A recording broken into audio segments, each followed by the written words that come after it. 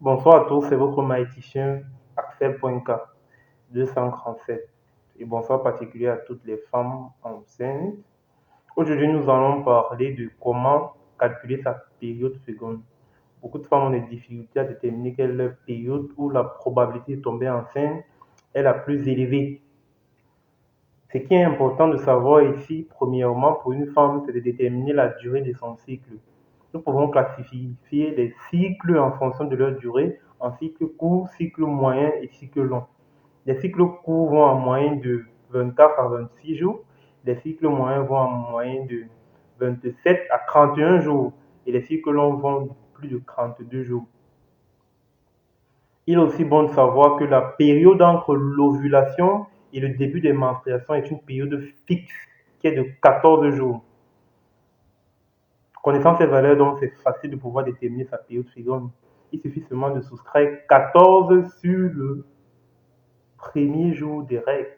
C'est-à-dire quoi? Si j'ai un cycle de 28 jours, je soustrais 14 dessus. Je tombe le 14e jour. Ça veut dire que chaque 14e jour de mon cycle, j'ai mon ovulation. Et nous savons que le spermatozoïde X peut aller jusqu'à 5 jours dans l'appareil génital de la femme après éjaculation, tandis que le Y peut aller jusqu'à 3 jours dans l'appareil génital de la femme après éjaculation.